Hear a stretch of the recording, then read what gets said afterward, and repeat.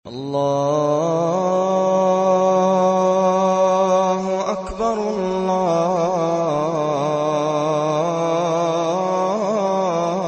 الله أكبر الله أكبر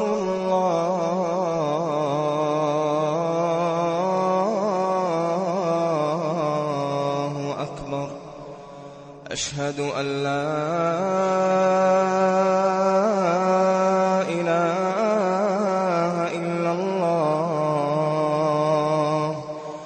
أشهد أن لا إله إلا الله أشهد أن محمدًا رسول الله أشهد أن محمدًا رسول الله Bismillahirrahmanirrahim.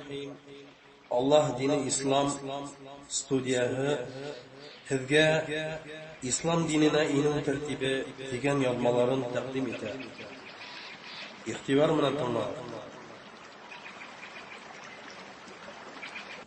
Bismillahirrahmanirrahim. Alhamdulillah, salatu vassalamu ala rasulillah. O'tgan o'tirishlarimizda og'ayni biz hiylashib ketgaylik. Nechik etib islom dinine kirerge, inirge. Hamda shu o'tgan o'tirishimizda hiylashib ketgan o'zlari bizga g'imta yahab, ham adrab qisqartib deganday islom dinine kiruv tartibin qisqasa anlatib bitmek bo'ldi. Qisqasa harav ham javob ham etib anlatib bitirgan bo'ldi. Birinchi harav islom dinine kirir uchun nima kerak? İslam dinine inir üçün, kirir üçün nima kerak? Javob: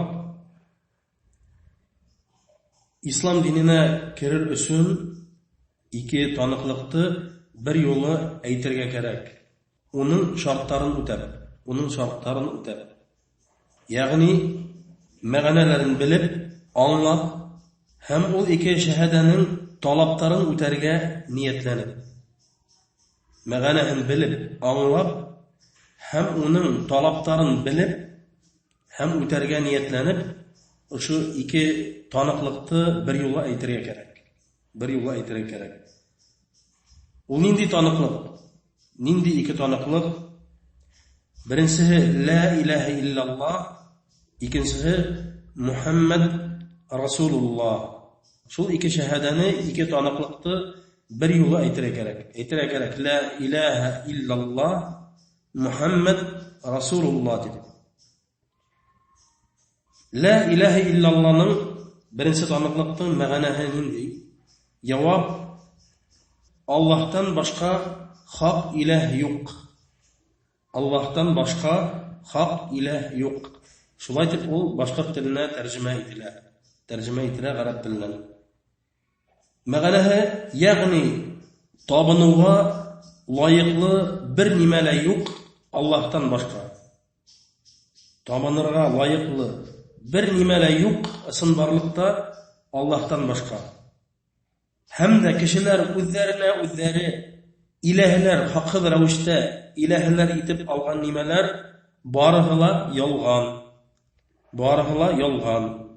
Hındar bulhunmu?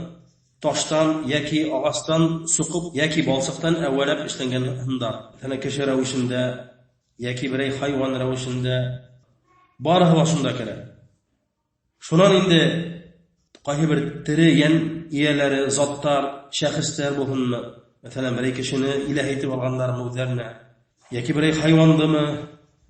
Şulay ulgen zatlar, ulgen şahıslar, peygamberler bulunma, evliyeler bulunma, sahabeler bulunma, işanlar bulunma, uların kabirleri, hem şulay yok, tabiatta bulgan nimeler, şişmeler, ağaçlar, taşlar, tağlar, planetalar, hem başkaları. Bunlar da kuvvettir fanarlar.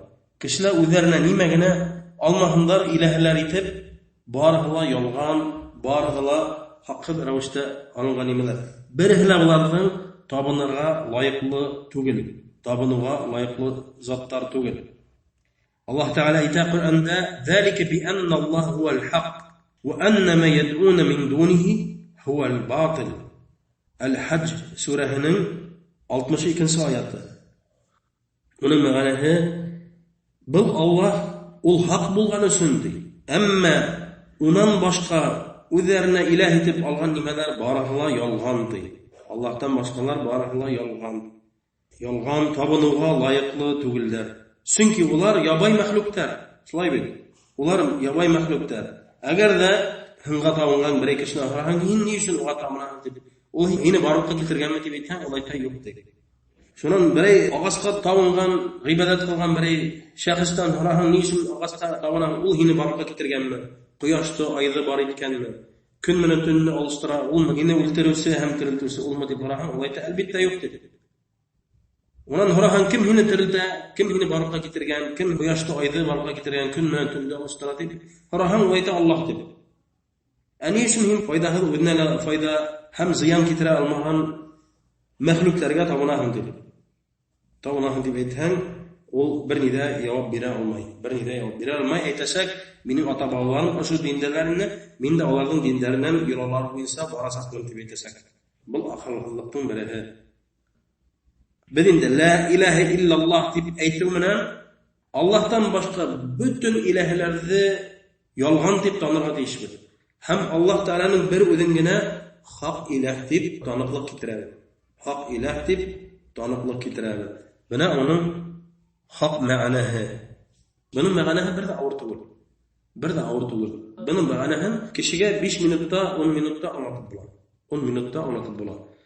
Һәм ул мәгънәне әлбәттә йөрәге менән кабул итәргә тиеш. Ышануына әйтмәй, йөрәге уны кабул итә, яратырга тиеш ул мәгънәне. Үзенең теләге менән, йөрәге менән шул дингә керергә тиеш. Шуңа әйтәдә бит ислам кабул итте дип. Фәлән исламга кирде, ислам кабул итте. Ошо шәһадәнең мәгънәләрен белеп, аңлап, талаптарын, шартларын белеп, ул шул динде кабул итә. Шул динде кабул итә. Һәм ошо шәһадәнең талабы ниндәй? Уның нинди талабы бар? Нимә талап итә безнең ошо шәһадә? Ла илаһа иллаллаһ куры һүз генә түгел әлбәттә.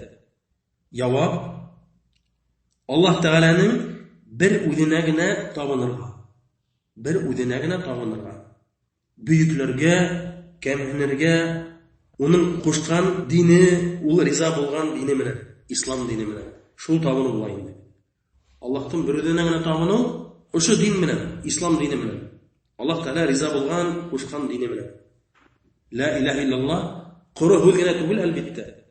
Әгәр дә әйттем дә бетте дип уйлай икән кеше, мин ла илаһа иллаллаһ Мухаммад расулуллаһ дип әйтәм дә булды, бер нидә эшләмәйм дигән, әлбәттә ул мусулман булмай. Ничек ин мусулман дип әйтәм, мусулманның мәгънәһе буйгынган араб телендә.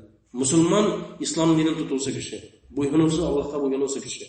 Әлбәттә ул шәһадәнең мәгънәһе, талабы Аллаһка буйгынырга, уга ибадат кылырга, уга табынырга. Һәм дә уның тагы бер талабы башка илаһләрдән, башка диндәрдән баш тартырга. Баш тартырга һәм уны ялган дип сыкларга, ялган дип танырга. Бүтән диндәр барыгы ялган диндәр. Барыгы дөрес диндәр түгел. Әйттек бит Аллаһ Тәгалә әйткән: "Иннад-дина индаллаһил-ислам." Асын барытты, Аллаһтың хак дине ул ислам. Шулай Раббыбыз әйткән: "Аман ябтагы гайрал-ислам динан фала юqбala минhu ва хува фил-ахирати минал-хасирин." Кимдә кем үзенә исламдан башка дин эзләй икән, ул унан кабул ителмәс ди. Аллаһ Тәгалә кабул итмәс ди, һәм кыямат көнендә ул хәсрәтлеләрдән булыр ди, үкенүчеләрдән булыр ди. Әйтеп, беренче шәһадәнең мәгънәһен һәм талапларын аңлаттык.